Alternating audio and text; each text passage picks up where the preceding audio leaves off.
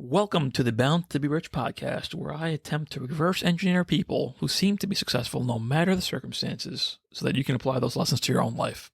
I'm your host, Ismail Hamed.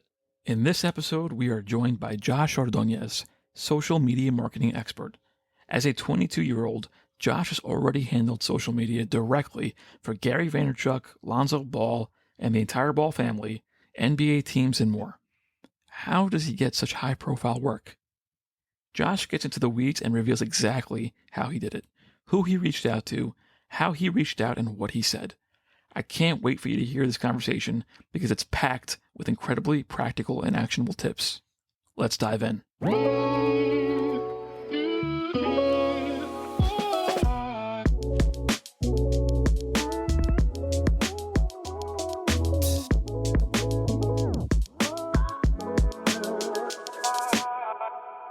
Josh, thanks so much for taking the time to come on the show, man. I appreciate it. Absolutely, bro. Thanks for having me, man. I'm really excited to be on here. I'm excited, but for people who don't know you, I guess to set it up, how would you describe what you do? Because it seems like you do a lot of different things, but how would you describe it? Yeah, so just to niche it down nice and simple, I have a love and passion for social media marketing, and that branches out into various different things, including like content creation, including influencer marketing, Facebook and Instagram ads. But just to make it nice and simple, social media marketing is my love and passion. So before we get into that topic, obviously you're like an expert in this field and there's a lot of wisdom you can share there. But I was kind of going through your Instagram and I saw a post that you put recently about your high school counselor told you not to bother applying for college and Yes. a whole bunch of stuff that you wrote there. I kind of related to that, not because they told me not to apply, but like they have other motives where I guess they're graded by how many people get into their first choice or whatever. So like, I remember them saying, "Hey, you can't get into this school. Don't even bother applying." Wow. Um, so I'm curious to hear from you, like, why you have your counselor telling you not to even bother applying? Sure. What about you makes you just do it anyway? Yeah. So pretty much, I couldn't apply because my year required me to take algebra 2, and I never took it. So the highest math I took in high school was like geometry, right? And she was like, "Yeah, in order to get a 4-year university, you need to have algebra 2 for your grade." And I'm like, "Are you sure like I need it?" Because like one of my friends like is almost in the exact same boat as me. She applied, she got into a university, and eh, I was like, can't I just still apply?" And she was like, "Nah, they're not going to look at you. It's going to be a waste of time." I was like, "Oh, okay." So, yeah, I did go to community college for 1 semester, right? And I don't know about New York community college, but here in Cali community college, it is like an absolute shit show. And you almost can't get classes. And if you do get classes, um, they're all over the place. Your schedule will be like everywhere. You'll come to class at night. You'll come to class at the break of dawn. You'll have like 8-hour gaps in between your classes. Like it's just ridiculous. And so my attitude around community college was terrible. I failed every class when I first went my first semester, besides Business 101, right? And so I took that as a sign that maybe I should get into business, right? And my first business attempt was with this company called New York Life. You've heard of them, right? Oh no! Oh, I know Yeah. where this is going.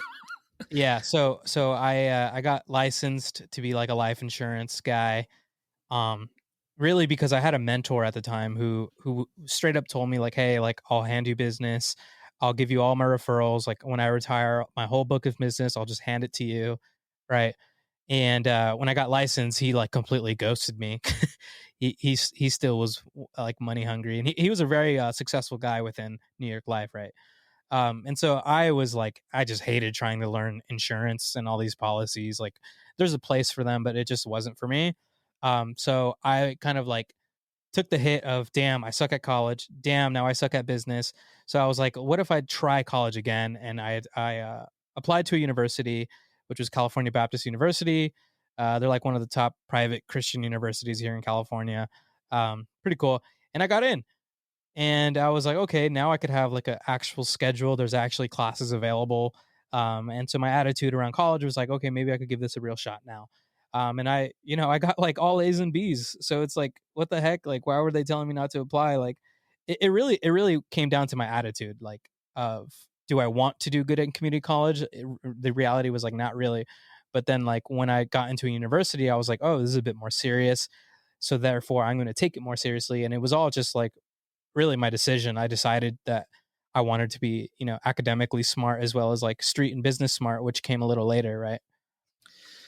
Yeah, that's a lot of interesting things that you went into there because I have a lot of friends, like older friends that have children. They're not doing well in school, and they're always like, "Hey, how do I get them to take it more seriously?" So to me, it's just interesting that some people they're just not into school all through their life, through high school, Yeah. but somehow for some of them in college it shifts, Yeah. and So I don't know why. I even had a shift mid high school. So I remember in high school, I don't know if they tell you that out there in New York. I'm sure they do, but they basically say sophomore and junior year are the most important years, and that's the years that colleges look at.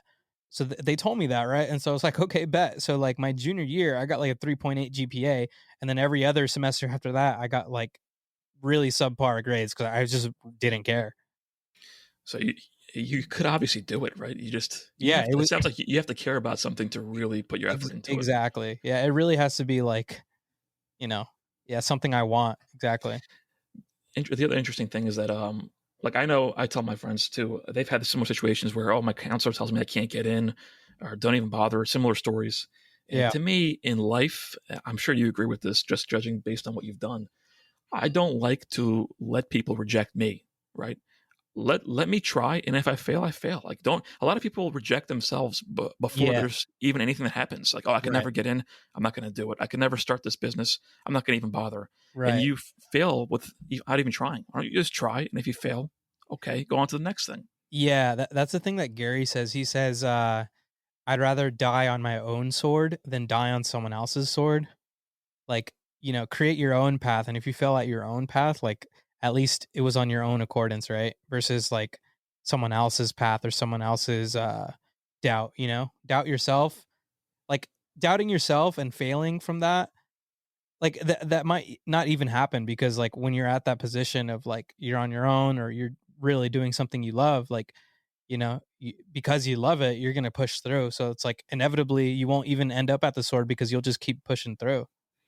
Right? Yeah, totally agree. It's like you can't get into Harvard, don't even bother applying. Why don't you let Harvard reject me? Like, who are you to Sure, reject me? sure, Let's see if Harvard rejects me, and if they sure. do, okay. Um, The other thing that was like a coincidence is that you mentioned New York Life. I actually had a family friend that went into it similar high hopes, and I don't know exactly what happened, but horrible experience. So for Mhm. me, I always had the view in my mind that it was kind of like a not a scam, but like a very hard field to succeed in. I think like people make money off the people they bring in. Like the guy that brought you in probably gets a piece of your book of business. I don't really know too much about it, but it seems like something that's really, really difficult unless you're a salesperson. Wait, you're talking about college recruitment? Now I'm talking about the New York Life sales Oh, thing. yeah, yeah. Bro, I was like, I think I was like, I just turned 18. So like, I honestly don't remember much about that, but no, I think it is like some sort of recruitment process, like kind of like low key pyramid scheme type, but like Yeah, somehow they make it work. They've been around since like 1800 or something like that. They're a Fortune 500 company. Yeah. yeah. What about I think you mentioned in the post that you tried various business models. Like you took a Yeah. break from college and you tried a few. You mentioned the New York Life. What else did you try? Yeah. So New York Life was, I took a break from college to try that. And then all the other businesses were all while I was in university. I just tried to do them on the side as well. So I tried to become like a Forex trader as well. And then I also tried Amazon FBA Oh man, we've got similar backstories. Okay, go on. for real. Yeah. Amazon FBA. And then I think that may have been it. Yeah. And then Okay, social media marketing, I actually like fell into it. I didn't really like put an effort into like becoming that. I kind of like I hmm, chose marketing as my major, and and one day I go after class to my marketing professor, and I'm like, "Hey, professor, what do you think is up and rising in the like marketing world?" And his response was marketing, sorry, social media marketing, right? He was like, "Yeah, for example, like my business." My professor has like a side business as well. He's like, my business, like we're really trying to get some social media done, And I was like, can I do your social media? Like, I have a decent Instagram page. And he was like, okay, sure. And so like my marketing professor was like, funny enough, my first social media marketing client. It was pretty funny how that played out. That's an awesome story. Like you went to school and you turned the school into your client. Yeah, yeah. I just asked, and he was just like, sure, why not? All right, there's a lot to get into there, but before we get into that, the social media side, you mentioned the trading and the forex Yes, and the FBA.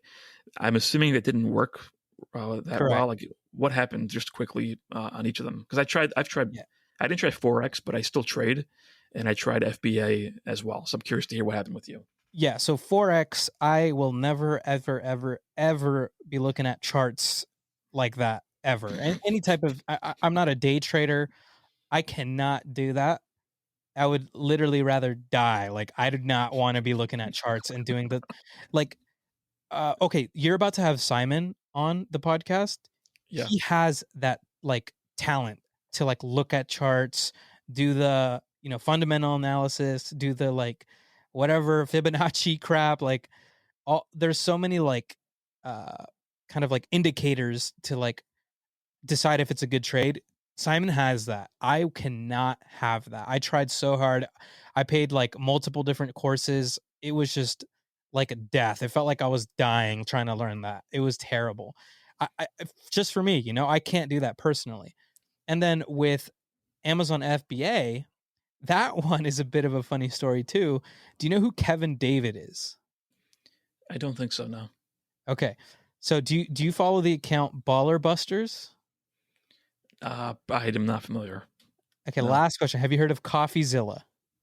I have heard of them. I don't know too much about them though. Okay, let me briefly. Okay, so this guy Kevin David, he has a lot of courses around his courses on how to make money, right? He has one around Amazon FBA, right? Very wealthy guy, Lambos, mansions.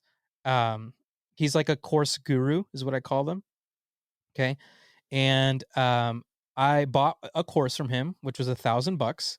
He actually convinced me to put the course and the Amazon FBA on a credit card. I had like zero money at the time. So he convinced me to open a Wow. credit card, put it all on there. Yeah, like this was very naive, very like now I've learned from this mistake, right? So he told me to just put it on a credit card, take the risks, bro. Like you got this, right?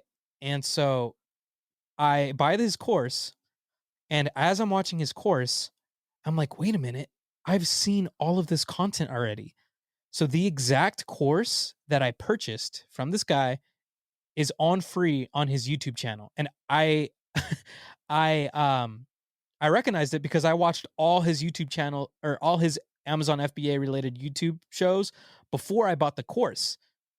Because I was like, if I'm gonna buy a course, let me get all the free stuff first, right?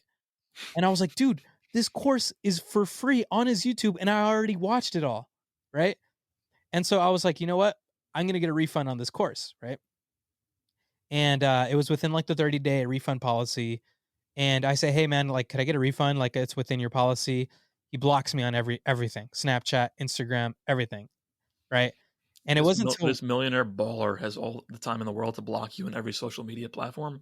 oh yeah, oh yeah, oh yeah. He has a team dedicated to basically neglecting refunds. They have a whole system on how to Wow. to stop refunds. So they basically um they have it super hidden in like the terms and conditions that say like in order for you to get a refund, you actually have to go purchase an Amazon FBA product and have it sent to the fulfillment centers at Amazon just to show that you've put in the effort. And then from there, if you still want a refund and if it's within the 30 days, then you could get a refund. But they probably still have another like backdoor scheme to like stop that. So basically, yeah, that was my Amazon FBA attempt. Didn't really get much really far. Um, and I even realized that I don't even think you can purchase a product on Amazon FBA through a credit card. So I was like done, right? 'Cause I didn't have any money for like a whole product. Yeah. I mean, I've also bought courses about different things, and I'm like, there are good ones out there. What's a course you would recommend? Like I actually like this guy. I don't know if you know Ramit Sethi. Mm-mm, mm-mm. So he has this book called "I Will Teach You to Be Rich." It's about personal finance and investing. Okay. So I followed him a lot, and then I ended up, after following him for a long time, buying some of his courses. And he's got Mm. courses on like copywriting, Okay. starting an online business. They're not cheap, but I mean, I thought it was valuable. So I like learning. I learned a lot Sure. from them, and he's like a respectable, reputable person. So he's not like there's a lot of people. What I'm trying to get is a lot of people like this guy that you mentioned that are like Lambos and pushing you and egging you on, and trying to just basically take money from you. And like this guy Ramit, he says if you have credit card debt, don't buy my course. Like Mm. he won't let you buy his course. So there's people out there that are more reputable. Yeah, the Um, polar opposite from what my guy was saying. yeah, I tried FBA. It was going well for a while. I was Really? buying stuff on Alibaba and selling them on Amazon and on eBay. Mm. I liked FBA because they do it all for you, right? You just send it to Amazon, they just take care of it all for you. But Sure. my house turned into like a fulfillment center. I had boxes everywhere. It's really getting cramped. And then I've talked about this on my other show where the products I was buying without me knowing were counterfeit products from Alibaba. So Wow. I got hit with like a cease and desist letter, and it was just, and I was like, I'm not Wow. doing this anymore. This is just too much work, Yeah. and so I Yeah. stopped. Darn. How do you know Simon, by the way? Yeah. So I know Simon through his event NetCon. Have you heard The of the first one that, NetCon? yeah, the first one that he did in New York. I've gone to like all of them, besides the very, very first one. So there's been Gotcha. like four or something like that, and I've gone to all of them.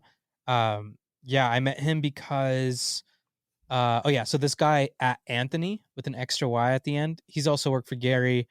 He has like a bunch of like media pages with like millions and millions of followers.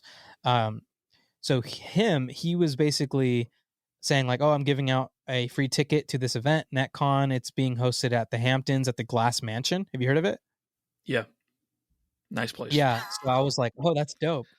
Wait, what was that? I was saying nice place. Yeah, yeah. So NetCon was at this Glass Mansion, and Anthony was like, "Yeah, I'm giving out like a ticket." And I forgot how you enter. I think you just comment on his post or something like that. And then he was like, "Hey, bro, you won." And I was like, "Oh, sweet." So I go to the event. I meet Simon. Simon lets me crash at this Glass Mansion for free for the whole weekend, and that was like one of the nicest things Simon's ever done, um, because like that was it's an expensive venue, you know. And so I just got a lot of respect for Simon. He let me crash at that mansion for free, and yeah, we just became friends. And like ever since then, like yeah, he's someone that I look up to. He's younger than me. He's like 20, I think 21 maybe. And this dude grinds, and he has like a crazy work ethic. He does like the dopamine detox where he like gets rid of all social media for like a few days. And I'm like, dude, I could never. Well, like quite literally, I could never because I'm on these That's your platforms are like, job. yeah, exactly. I need these platforms, right? But yeah, man, Simon's a great dude. I can't wait for to hear that podcast too.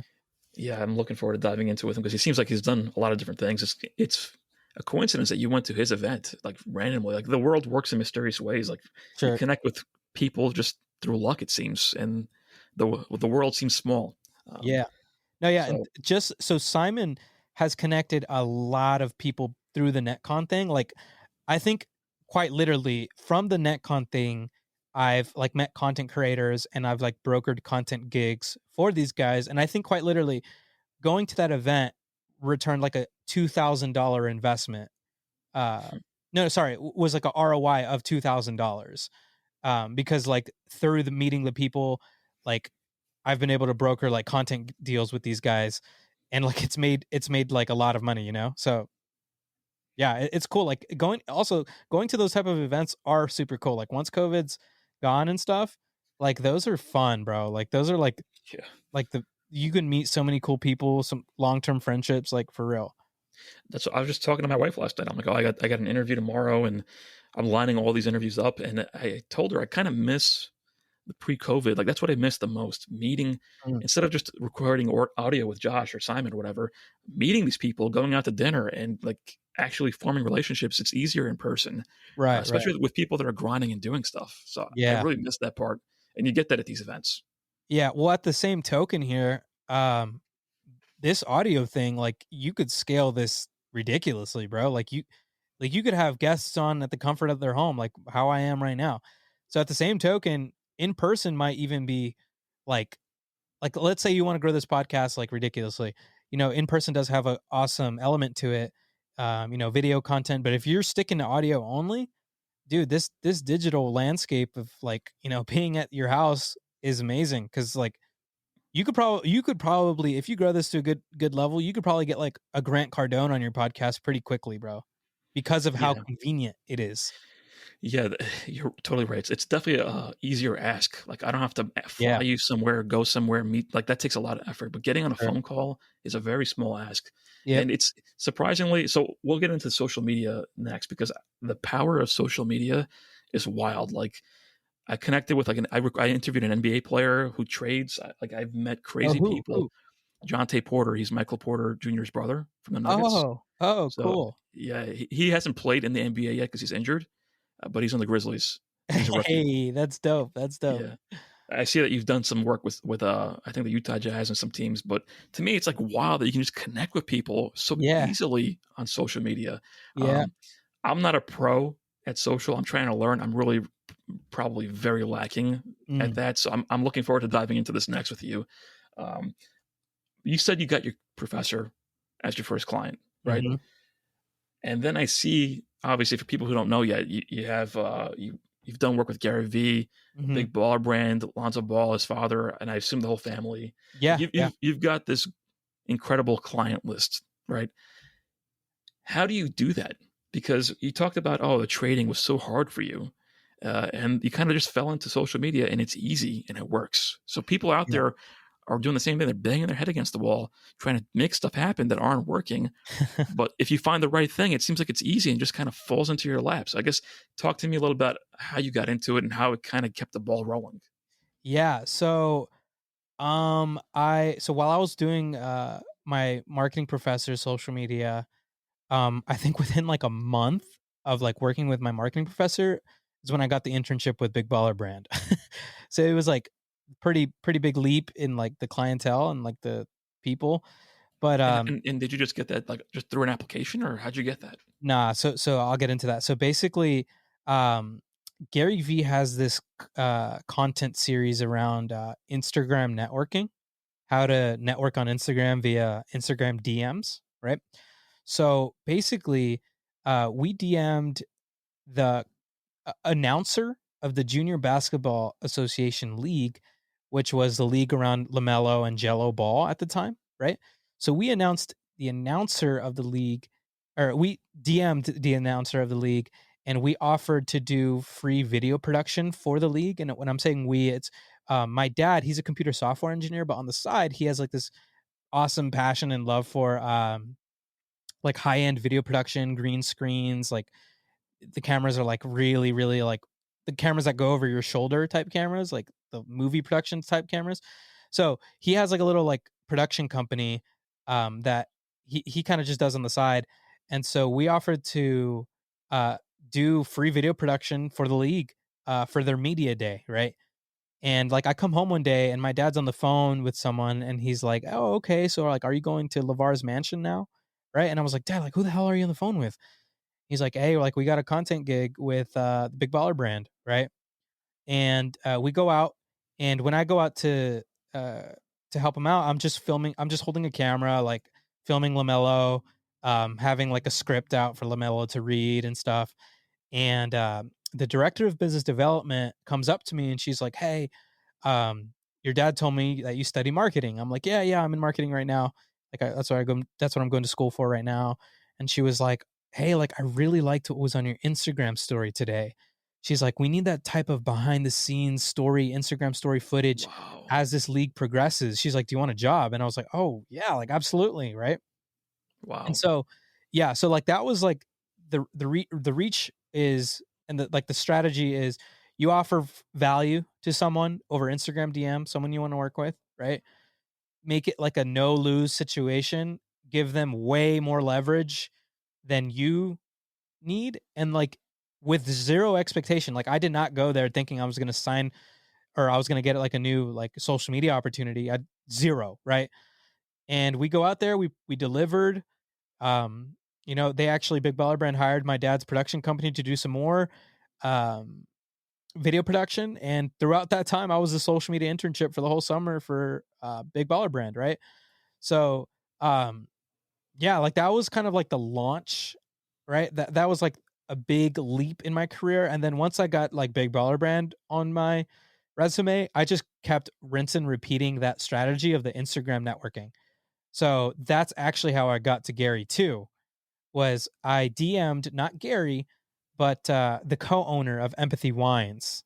Uh, Man, so you used his own tactic against him, exactly. and it worked.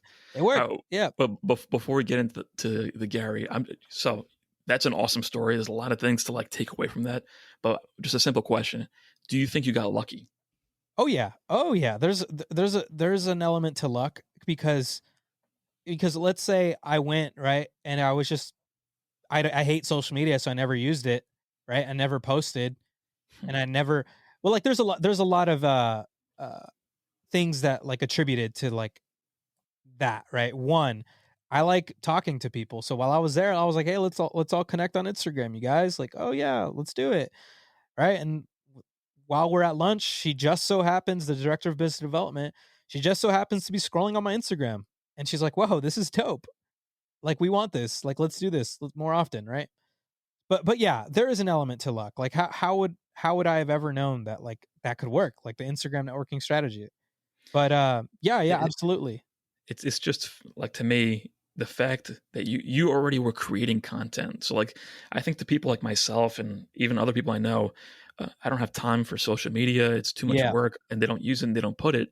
But because you were already doing it, Yeah. you don't know who's watching, right? So that one moment someone looked at it, that can give you an opportunity. But if Yeah. you never put Yeah. it up there, they'd never see that, and the opportunity would never present itself. Yeah, yeah, and even the same thing with my professor, right? Like when I asked him, "Hey, can I do your social media?" I showed him my Instagram. I was like, "Look, like pretty decent, right? Like nothing crazy, but like I'll probably do a better job than what you're currently doing, right?" Oh, that's such a great point, right? Yeah. Exactly. You don't have to be the best. You just got to be better than what they're doing right now, which is probably Yeah. nothing. Yeah, that's to getting the foot in the door, but to like maintain that, that's where like you really have to like deliver, right? So like fast forward today, like yeah, I am pretty, good at Facebook and Instagram ads, right? Like I could make your best performing post on Instagram tomorrow, right? If you give me the opportunity to. Like, so it's to get in the foot in the door, yeah, like that was completely luck. And but like to maintain and like continue, that was persistence. And but really like I fell in love with social media marketing. That's how I just kept getting better and better at it because I just loved it. Like and to this day, like I still love it. And I'm just continuing to scale my own agency now. So yeah. So this is what I told you before we got on here. I just had a couple bullets that I wanted to touch on with you. And to me, common theme as an outsider, like just scrolling through what you've done, is that you are someone who creates opportunity. And you remind me of a story from my first episode with this Inc. 500 CEO, Mm. where he was working in a retail store, and like someone came in to buy T-shirts, and he ended up working for that customer for free, and ended up later becoming his chief operating officer. Like, Wow. turned a customer in the store into an opportunity. Wow. And I think that's what you've been doing, right? You and it sounds like it started because you offered to work for free. So I'd like Oh to yeah. hear Yep. your opinion on working for free, because I know people that are like, "Oh, I don't even get out of bed for less than $100 an hour." I'm like, Yeah. "Well, stay in bed then." What Yeah, do you want? yeah. Same thing, bro. Like when I was working for my professor, I was working for free for him. I had no idea what to charge him. What would I charge him? Like I had no idea. Like I just started, being in the industry. So, yeah, no, work for free. Like get some resume building. You're literally worth $0 if you don't deliver, on a certain dollar amount, right? And even with Big Baller Brand, I was working for free for them for like 3 weeks, maybe a month. And then come like the first game day, it wasn't until the very first actual like game of the season where they didn't even trust me with the social media logins. I had a work phone, right? Like I had a separate phone that I was doing all the posting, all the Instagram stories, all the tweets, all the Facebook posts, right? And it wasn't until the first game day where they're like, "Holy crap, we need this guy." And that's when they officially like offered me something paid. And so yeah, like work for free, prove your value. It's kind of like a trial period, especially like if you're a college student, like or a high school student, or just a young professional, whatever. Yeah, dude, work for free for a little bit. So would you do that now? No, because I don't have to. I don't have to do that now. Interesting. Yeah, Yeah. I'm kind of torn on this because um, people, obviously it's true. You got to know your value. You got to value your Yeah. time, all that stuff. But I also think like it depends on who's asking, right? If there's a huge client, if the NBA comes up to Josh and says, "Hey, we want to work with you, but we want to see how you do things," would you offer to work for free? Like, would you say no? You got to pay me So, from the first gig? so in a sense, I still do work for free, but it's more so like, okay, so basically when I approach a client or a client approaches me, I like can even sometimes like I've even sometimes made like 25 pieces of content for a client before any sort of paid thing is made. So they can kind of like see where my head's at, Mm, see the value that they're about to get into. Um so in a sense, yeah, like I do free work, but like months of free work or like weeks of free work, right. I don't know, it depends. Yeah, maybe it's circumstantial, if the NBA asked me to do that, then yeah. In a sense, I have worked with the NBA for free, but again, it's circumstantial. The NBA for free one was because it was like a philanthropic campaign. So it was like around like it was like for like autism awareness night for the NBA, right? So like obviously I'm not going to be like, "Yo, let me get a bag for this autism awareness campaign." Like, no, I don't. Let's do this, right? But it's like you did it for free. It was a charity thing, and you said that you have no expectations, even the other ones that you did for free. But like at the worst case, even if nothing comes out of it, you have a content piece for your portfolio. Like Yeah. people that go through your Instagram and see you doing the Utah Jazz NBA game, they don't know what you got paid, if you got paid. They just see that, hey, this guy can do this kind of work, Yeah. and Yeah. that's exactly what you want to communicate. Yeah, So and it really comes down to like do you love what you do or are you doing it for the money? And if you're doing it for the money, obviously you're gonna be like, "Hell no, I'm never gonna work for free. Know your worth, bruh." Like it's like this like it really just comes down to why you're doing it. And a lot of times, like especially with this podcast of the demographics, people might not be resonating with working for free. Yeah, they might tune out the second we start talking about this. I gotta say, for me, like I said, I'm torn about this. I'm a fan of working for free. Like I even had a recent. I find that um, if you deliver, the person that you're delivering to is going to want more. Yeah. This is just my opinion, right? I could be Yeah. wrong, and it depends on the circumstances. But like, I had a startup CEO recently, and it's a very like it's a growing startup. You'd want to be around it, right? He's like, hey, I see your copywriting is good. I need some help with this. Can you help me out? I got on the phone with him, and I'm like, all right, this is easy. I'll just do this for you. And he's like, oh, do you want to talk about pay? I'm like, let me just do this for you, and then we'll see Yeah. if you. And because I knew it would take me like a night, I'll just crank it out, and that'll allow me to get more money when we talk about money, or Yeah. that'll like put me in a different element when we get to that point because I know I Sure. can deliver this. You earn their trust, as opposed to, hey, can I get $20 an hour from now? Yeah. Just get going, prove your worth, and then we'll see. And then I find that has worked very well for me because it leads to more and more because you're getting in with better people because you're like what you said earlier. You make the transaction very leveraged on their side. Like why would you say no? Exactly. You got nothing to lose. And yeah, and regardless, you don't lose at all because now you have that resume thing. Now you have more experience. Now you learned a little more. Like you just got some more experience. If you're like me, you're always looking for ways to earn more with your hard-earned money. The big banks aren't helping because they barely give you any interest in your savings. That's why I've been recommending Celsius to my friends. You can earn 10% on your cash and 6% on your Bitcoin. They also give you interest on other cryptos if you have them. It's a great way to earn passive income, and I love that they pay out interest weekly on Mondays. Sign up for an account with my link in the show notes, and you get $40 in free Bitcoin. There are also usually promo codes to give you even more bonuses and free money. For example, right now there's a code Got Crypto that gives you $500 in free Bitcoin for transferring in $25,000. That's in addition to the 10% interest that you're getting. You can also check out the blog post where I explain how Celsius literally gives you 1,000 times the interest that your bank does. Links to everything in the show notes.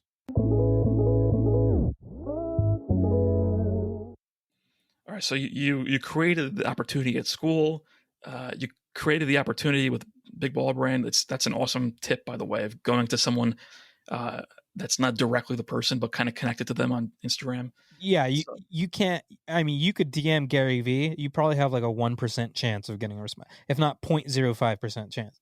Like, I remember back in the day, like this is years ago. It was so much easier to reach him. Like I emailed him back and forth. Like I don't know when, but it was years ago. Like now, forget about it. It's mm, probably dang, that's impossible. so cool, dude. Gary's so like cool for that, man. He does respond like more. He probably responds like the ratio to like clout to like responses he does. He's super responsive. Like if you measure that, you know. It's just crazy. He's got to be so busy. Like how does he? And then I'm here saying, hey, I don't have time for social media. How does he do it? Excuse, yeah, Okay, so all right, so then let's talk about I guess Gary V. sure. How'd you create that opportunity? You kind Sure. of started telling the story earlier. Yeah. So basically, so I was working with Ordonez. That's actually how I was able to do the Utah Jazz campaign, right? So this Utah Jazz campaign that plays a big part in the story. So basically, Gary V was on Instagram Live one day, and he was pounding Empathy Rosé, and he was calling people who purchased a subscription to Empathy Wines during the live stream. And I was like, whoa, I have never seen Gary give this sort of direct access like that. Right. I was like, dude, I think Gary really cares about, this wine brand. And he really did, because he said that it's always been his dream to have his own wine, right? He grew up being the wine guy at Wine Library, his parents' shop, right? And so now he has his own wine. So I was like, whoa, like Gary really cares about this, right? So I go to the Empathy Wines page and I was like, they could use some help on social media. And so during the Instagram lives, uh, But that's also like bold right there. Like this is the social media guy. He's got a company, and again, I just want to point to your mental mindset. Like you go to his page and you're like, oh, you know what? They could use some help. Why yeah, not me? yeah. Right? And That here's the thing: when you get good at something, I'm not saying blindly, hey, you could do better. No, I could literally go to a page and say, you need to do this better. Your captions need to be like this. Your photos need to be optimized this way. You need to be posting Instagram reels. You need to be, your bio needs to look like this. You, you know, I could, it's not just like, hey, you could do better. I could create a checklist of all the things you need to do better. And you could literally do it all yourself. Like that's actually what I do with like my current clients and my current sales pitches. I'll give a full roast and critique and like blueprint of what you need to be doing on your social media, but right? Josh, why would you give that away for free? Bro, because look, people realize, holy crap, this is really important. Like I break it down like you need to be doing this, and here's why you need to be doing it, and this is why it's important that you should be doing it this way, right? And so what happens is inevitably they're like, holy crap, social media is a lot of work. I'm not going to Yep, do this myself. I'm going to hire exactly, Josh Ordonez and his agency to do it for me, right? So exactly. Yep. so back to Empathy Wines, right? So I look at the page, I'm like, yeah, they could use help. And so during the live stream, Gary goes, oh yeah, me and my co-owner Nate, like we started this thing, blah blah blah. And that's all I picked up was Nate. And I go to Gary's following after the live stream and I type in Nate and Man, I let's find go. I I love find it. Nate, and his bio says co-owner of Empathy Wines. Oh, there you go. I just found the co-owner of Empathy Wines, right?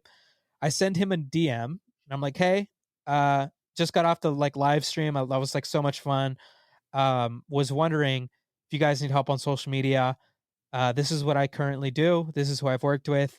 I think I could help out, right?" And he goes, "Perfect. Like send me an email with more information," right? I'm like, "Done." Send him an email, right? I don't get a response for like a week, right? So most people would either just say, "Hey, can you respond?" or "Hey, have you gotten a chance to look at my email?" No. What I do was I just have this campaign with the Utah Jazz, right? And so I post the campaign on my Instagram, and then I put the post on my Instagram story. And when I put the post on my Instagram story, I tag Nate in the story, but I hid it so that only Mm. Nate and I knew that he was tagged, right? So what happened was this campaign shows up in Nate's inbox, his Instagram story, right? And so I just say, hey, this is the most recent campaign I just worked on. If you guys still need some help, let me know. Right. And his response goes, call me. And here's the thing. I knew Nate was into basketball. He's a huge Phoenix Suns fan. Dude, that's you're playing you're playing like Ninja Warfare mind games with it right now. Yeah, so I knew he was a basketball fan. So this campaign, like, it just would strike home for him, right? So he goes, call me. He sends me his phone number over DM. And I step out of class because I was still in college at this time. I step out of class. I You call better step him. out of class, bro. Yeah, I call him and he goes, hey, Josh, we love what you're doing on social media. We were wondering, when can you fly to New York and help us with our social media? And within like a 2-week notice, I packed up everything. I told all my professors, hey, look, I'm leaving. I have this opportunity. I need to go to New York. Luckily, it was finals week. Well, kind of luckily. It was finals week. And so I was like, I need to do my finals online. I need to do them before. I'll literally take it right now. Like, what, work with me, right? And all my professors were like super understanding, thankfully. And they like helped me finish all my classes early or online. And I flew to New York and started, running empathy wines for Gary V on social media. That's an awesome story. Like, I don't even know where to go into that, but you had the gig, right? You didn't have to sell yourself in the meeting. It sounds like he said, because you showed him what you did. You just had it. You didn't have to like earn it afterwards in an interview. I'm sure you guys spoke, but it seemed like it Yeah, was yours no, to lose. we did have a follow up interview after that, just one. And then yeah, they were like, "All right, sweet, like we'll see you in New York." And then that somehow turns into, like, I saw the video with you and Gary. Like, did you only do empathy with him? Did you end up doing other stuff with him? Like, you obviously got to work with him directly. Yeah, there was a couple other side things that we did. Like, so I wrote an article for like 1:37 p.m. I was running some of his media pages, like very very briefly, not really running them, just like posting some extra posts for them. He actually, dude, Gary's so freaking smart, bro. So he owns like at mammals. He owns at gourmet, I believe, or at food, or at yummy, something like that. There's just these media pages. He owns like at awesome on Instagram. He has all these pages under his belt, right? So like I was helping him briefly, very very briefly with those. Um, what else? I think yeah, that's pretty much it. It was empathy, but empathy wines was like my number one focus. Yeah. What'd you learn working directly with, I guess, Gary or people like him, like the co-owner or LeVar Ball, like these interesting characters that are doing big things? What'd you learn by working with them directly? Yeah, I mean, that ecosystem is ridiculous. Like Team Gary V specifically, they're like super hard workers, right? Um but like there's this one story that I always um remember when people ask me like what was my biggest takeaway, which was one night I was at VaynerMedia. I stayed late. It was like 7 p.m. Um I stayed late to finish some homework and I go into the bathroom just to pee. And there's no one at VaynerMedia right now. It's late, like it's like late night. But Gary is still at VaynerMedia at 7 p.m. that day, just so happened. And Gary was literally taking a shit while on a client business call. And I was like, whoa, like Gary like does not have an excuse. That Gary doesn't make excuses. So I believe I tried not to eavesdrop too much, but unfortunately it was just me and him in the whole bathroom. So I tried not to eavesdrop too much, but I'm pretty sure it was like he was like closing a client for VaynerMedia. He was like selling VaynerMedia as he was shitting, right? And I was like, dude, Gary, if Gary can literally take care of business as he's taking care of business, like what is my excuse? Like he's not. So the biggest takeaway, I guess, was, man, you don't make excuses, and maybe that is what it takes to like really accomplish your dreams. Is like no matter what, you got to be on, no matter what. So yeah, that was like my biggest takeaway. That And little do you story do there. you find that to be common amongst all those guys? Because there's all this new age stuff now with people saying, "Hey, you got to take care of yourself. You got to sleep. You can't always be working." I think even Gary's getting a little bit more into this over the last year or so. Yeah, he So, has. like, what's the balance? Like, because clearly you got to put the work in, right? Bro, Uh, yeah. Here's a balance, man. One, narrow down why you're doing what you're doing. Two, realize if it is something you love and if it's a process that you enjoy, right? Because if you claim to have this ambitious thing and your actions aren't, you know, on par to that ambition, there's something wrong there, right? There's something not fully true there. There's something not adding up. So, really, my advice is love what you do, and you really don't have to be like, where's the balance? Because that is the balance. Loving what you do, you don't have to, you know, take a break from what you love. Really. You don't have to. And here's the thing, bro. I get 9 hours of sleep every night. Like you could work all day and still get like 8 hours, 9 hours of sleep. Like I get 9. Nine's like a lot. yeah, I wish I could get 9 right now. I got another baby. I'm getting like 3. So, but yeah, I 3? hear you. Yeah, it's bad. It's Oh, bad. The first man. couple of months of having a baby, it's not easy to sleep, but it gets better. I feel that. I feel that. Yeah. So no, I hear what you're saying because you know it's funny because for me, I've done so many different things, and they've all. I like building stuff. I like business. I like that part of it, right? But when you're tired, right, you don't want to do things that don't give you energy. So I actually had another podcast before this that was like the number one podcast in the world for that niche, and Which one was everyone, it? it's Super Boothers. It's a photo booth business podcast. So Interesting. Okay. yeah, it's like these companies that bring photo booths to events. So Oh, we have the cool. podcast that they all listen to, and everyone kept telling me, "Hey man, you're great at asking questions. You're great at asking questions." And I'm like, "How do I make money asking questions? What a random skill!" But like you talking about, it doesn't feel like work if you keep doing what you love. I love this, man. I love talking There to you people go. like you. I get energy out of it. I'll do this all day, and I don't really know if it's going to turn into something that makes money, but it gives me energy. You help people, and like you Exactly. said, you can scale it. So uh, who knows? Let's see where it goes. That's my mentality. Yeah, and like, dude, the like process and like growth is like something that money actually can't buy. So it's something that like you if you love a process, if you love a journey, if you love the idea of a dream, that's something that money can't purchase. Like money's a byproduct.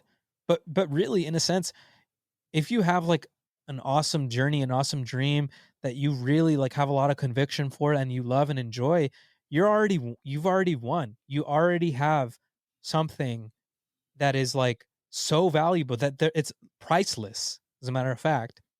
Hmm. All right, I want to respect your time, so I just want to wrap up with a couple questions because this has been fire so far. I thought we were going to talk about investing. Let's go into investing. Let's do that because actually that's how we first connected, right? I was power social media. I commented on Simon's thing, trying to give him some advice Ah, about something, and he didn't want to hear oh, it. the But you agree BlockFi? with you agree with That was me. you?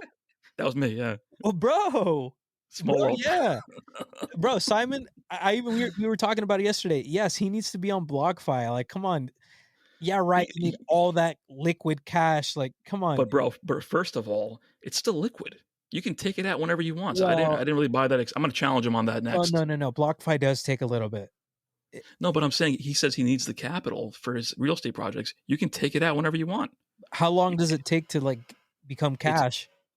it's Bitcoin. You can transfer it instantly. No, dude. BlockFi.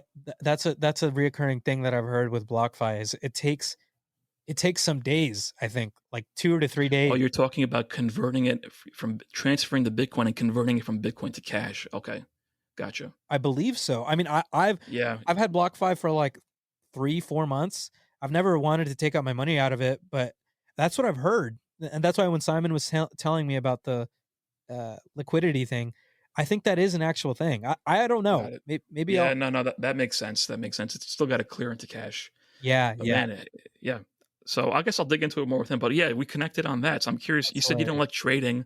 What do you think No, about investing? What do you think about crypto? Like, what do you do there? What's your stance there? yeah. So, bro, if you find stuff that you have conviction for, like Bitcoin, like my convictions right now are all Bitcoin, Ethereum, and Tesla.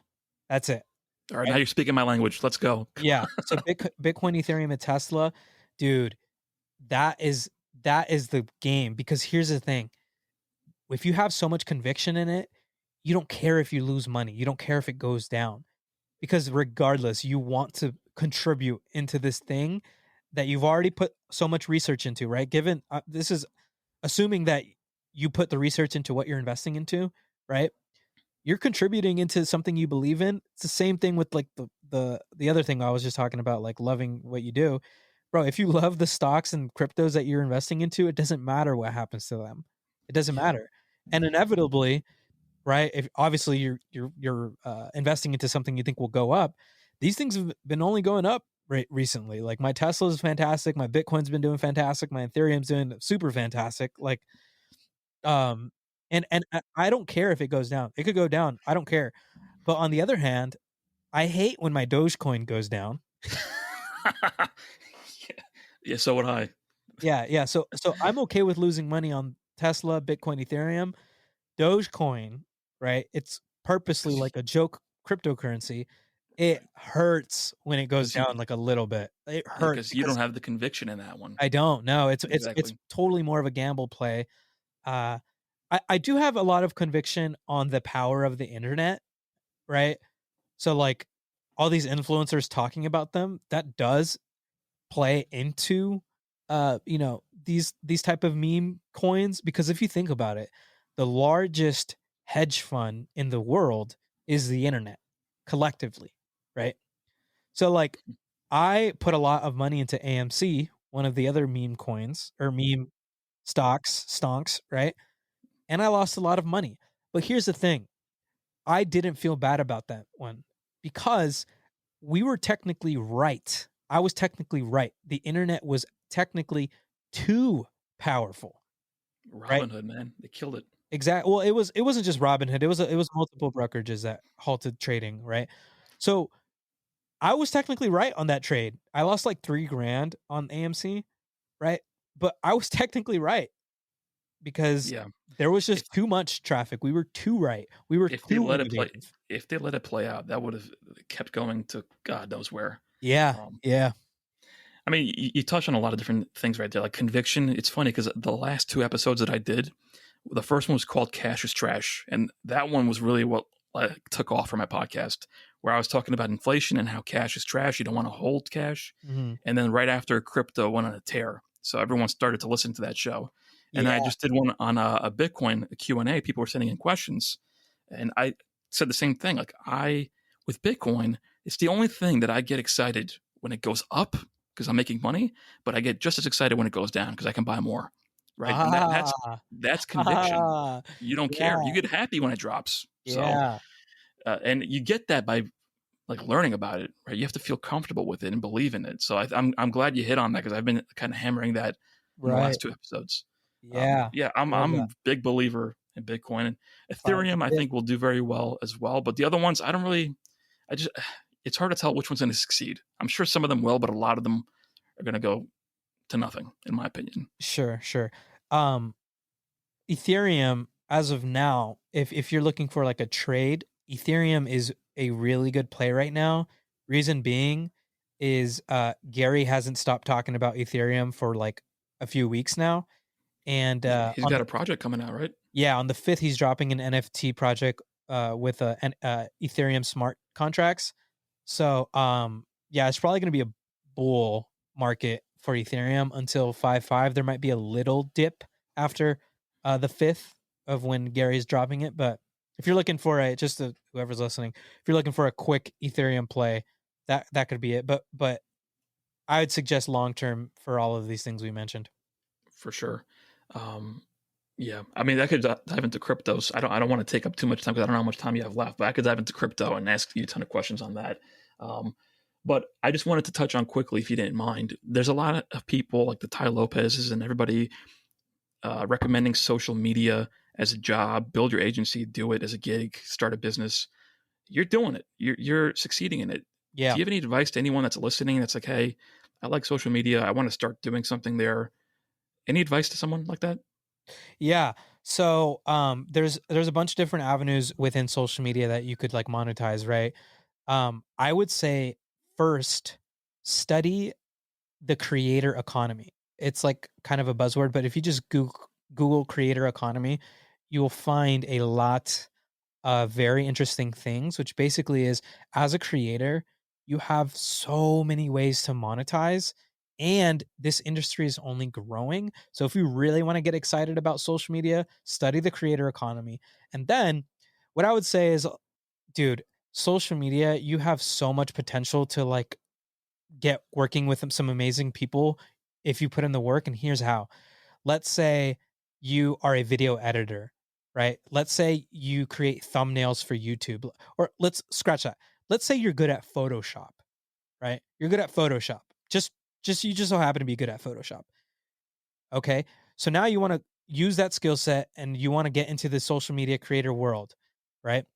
Find a creator, create a free thumbnail for them that just kicks ass, right?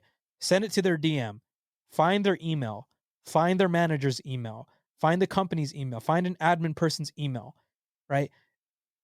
And it just takes one of those and you're off. You've made a name for yourself. You have an opportunity, right? So that's what I would say is, and that's the thing too, right? That's free work. You're put, if you create a free thumbnail for someone, just using thumbnails as an example, right? You just did free work for them.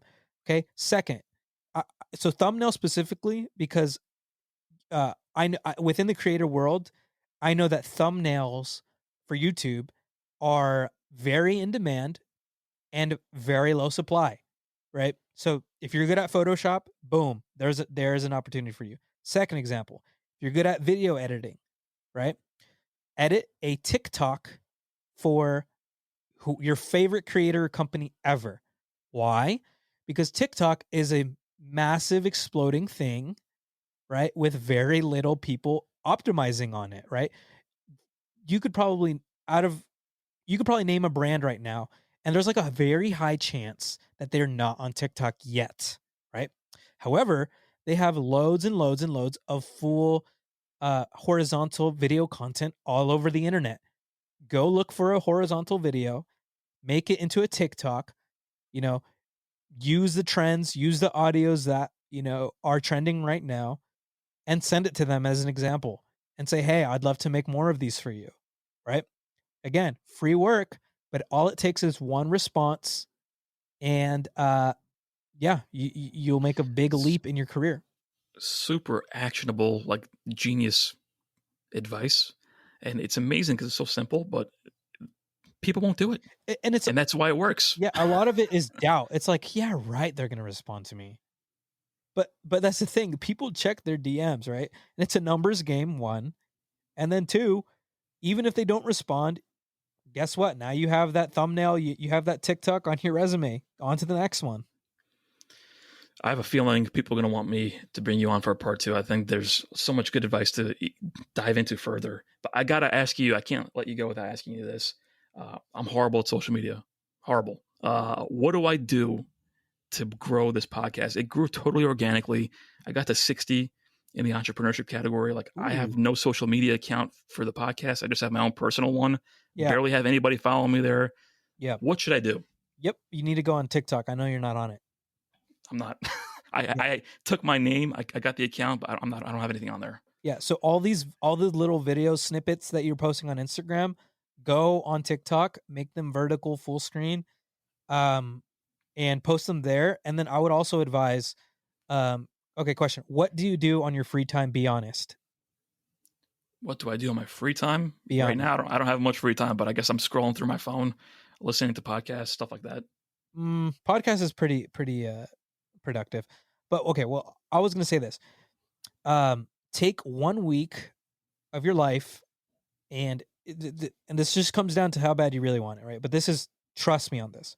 Oh, the challenge. Let's go. Challenge me. Take 1 week of your life, download TikTok, and watch TikToks for 1 week. Don't post anything. Watch TikToks. I've already done that. You have? I've done that, yeah. Okay. So from there, okay, but have you scrolled with this consciously? Like, basically, as you scroll, consciously think, okay, what sounds, what trends, what hashtags, what people, what niches could I use to implement into my TikTok content? Like, what can I do that is currently working on TikTok? Use that and put it into my podcast and put it into my content, right? So basically, it's not only just you're Dancing consuming videos. content, you're kind of being on the offense too, because pick up on trends, right? Pick up on audios. And then another thing, check the trending hashtags every week. So if you go on the search bar, you'll see all the hashtags that are on the homepage, right? If you use if one of the hashtags just so happens to be a perfect opportunity for you to make content around, use that hashtag, post a video about it, post it on TikTok, and it just might make it onto the home screen of every single person on TikTok's account. Hmm. Massive discoverability, right? Because So those hashtags are on every account, right? So if you just so happen to you're looking at the hashtags, you see the videos on there, you use a hashtag that is currently trending, that is currently something TikTok's pushing, you can just be discovered by every single person that uses TikTok. So yeah, yeah, their algorithm seems very generous. Like it's a lot easier to get people to yeah, watch you there. which is why you got to be taking advantage So, of it now. and I'm sure this is an excuse. So feel free to rip me apart. Number one, it takes a lot of time, but I think you just got to get over that or hire someone to do it. Number two, my hang up is that this is an audio format podcast. Can I just really create like snippets of audio for TikTok and Instagram and have it do well? Like I just tried doing that for the first time on Instagram. Does that really do well on TikTok? Am I wasting my time? Well, to fully optimize it, I would try to make it more engaging than just a little audio snippet. So I could probably send you an example after this, but I think some good examples are like I think Grant Cardone does this pretty good. But like, yeah, he edits it down so like whatever he's talking, it's not just a video of him talking, but there's visuals, there's like Hmm. examples, there's words on the screen, there's B-roll footage of whatever he's talking about, like royalty-free images of whatever he's talking about. Um, it's probably best if I send you an example, but yeah, so let's say an audio snippet, right? There's something clippable in it. Yeah, I would suggest um, editing it down so uh, it's basically interactive the whole time. There's something on the screen the whole time, and it doesn't have to be your face, right? It could be, you know, graphics of like the stock market going up and down, or uh and then put the words on there nice and bright, like nice and quick, like each word could have its own uh second on screen just to capture it. Yeah, so there is ways to make it more capturing. um but yeah, if the question is just the video by itself of just the audio It's channel, how you lazy. have it on your Instagram, no, yeah, there's definitely room to be optimized there, but that doesn't mean don't post. Yeah. So it sounds like I could probably go through my whole history of podcasts and just spend a week and just create all the social snippets and just post them. I'll probably have enough content for weeks. Yeah, you do. Am I missing out on not doing this in video? I find like we were talking about how easy it is to get someone on here. I think it's a bigger ask. Like, hey, you got to get on video. You got like maybe I'm wrong. What do you think? Um, yeah, you should do video from like a content productions perspective, but like I wish I knew of an audio only podcast that is just crushing it, but like everything has video too. So maybe, yeah, maybe that's enough data to like maybe you should be on video too. I would suggest it, yeah. But at the same time, let's say you get really good at this editing that I mentioned with like the B-roll, the words popping up on the screen. That could be an alternative, you know? Yeah. All right, I got plenty of work to do. What do you want to hand people off to? If people want to hear more about you, see what you do, where would you point them to? Yeah, so if you just my Instagram's the best place, just at Josh Ordonez, JOSHORDONEZ. Yeah, that's the best place. I post most actively there, and um, most likely going to be posting a lot more on YouTube.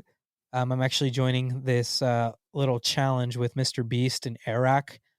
I don't know if you know those guys, but I have I to know be, Mr. Beast. Yeah, yeah, so I have to be posting one YouTube video a week for like 2 months, starting this Saturday. So nice. we'll see if I can. I have like 2 videos already in the works, pretty much finished and edited, ready to go. So, but yeah, Josh Ordonez, tried and true place on Instagram. Best place. I'll put that in the show notes, and I'll follow along your YouTube journey. I'm sure people listening will as well. Sweet.